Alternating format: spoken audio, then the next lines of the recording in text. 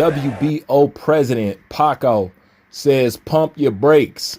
We will be ordering Fondora against Terrence Bud Crawford. So basically, in a nutshell, he's saying before everybody jump up and get in the arms and Errol Spence go to talking what he's talking, we will be ordering that fight. And this is the thing. When it comes to these sanctioning bodies, they have to keep some order. They have to keep their own rules at the end of the day. Because you're taxing these fighters, but some people can go without a title defense. Some people can even be champion for 2 years. Some people don't got the answer to nothing in that the sanctioning body says. You know, that stuff has to stop, because when you need stuff to get made, well, hence Canelo Alvarez, you know.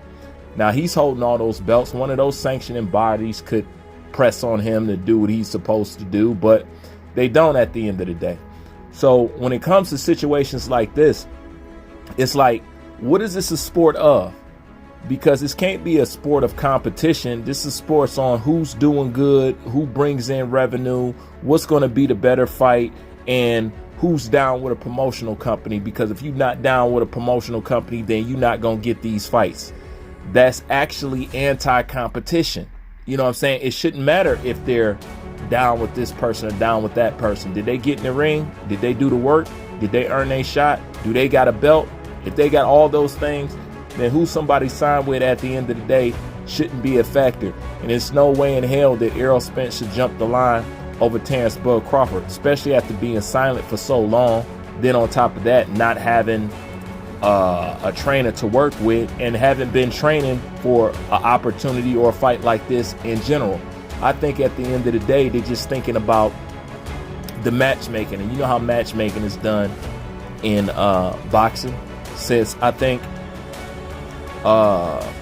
Terrence Crawford is from Omaha, they basically saying like, see, they like people who got countries and states behind them and stuff. I think they're thinking it would be a bigger fight if they take Sebastian and Eroll. If they go have that fight in Texas, is going to be bigger because of, you know, it's a lot of Latinos and stuff like that in Texas. You know, they got the black and brown rivalry, so they figure we'll probably do best with matching these guys, you know what I'm saying, so to speak. I think the fight with Terrence Bud Crawford, as far as you want to make an dent and you want to have an example over your head, at this point, beating Errol Spence, you won't get no credit for it, because they'll say he's broken from Terrence Crawford. If Terrence Crawford couldn't get no credit for beating Errol Spence, what do you look like running behind him after he has done what he has done, then going fighting Errol Spence? Terrence Crawford is the bigger fight. It's the bigger name that's going to stick out on your resume. You know what I'm saying? The #1 pound for pound fighter. How could you avoid that? You know, like, you can't. That's why I didn't understand Tim Tszyu. You go over there talking about, you know, I want to fight this guy, I want to fight that guy. Americans, they ain't nothing. They're scary. All they do is run their mouth and blase splee. I'm here for the big fights. But then you turn around and want to beat up on somebody who's already been beaten up on, and who most people think he needs to tune up, or they don't even know if he can even still stay in the game.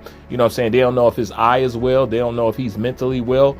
And on top of that, Errol Spence saying himself that I'm not the fighter that I was, you know. So why would you want to go and slide that up under your belt when you have the opportunity to take somebody out who the whole world looks as the best pound for pound fighter in the world, the baddest man on the planet? How could you miss that opportunity?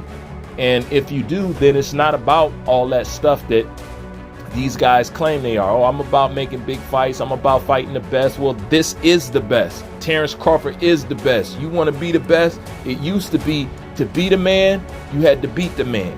That's how it used to be, you know? So when it comes to Terrence Crawford, we closely see who wants to beat a man and who wants to pretend to beat a man. That's my thoughts on this. Like, comment, subscribe. I'm out.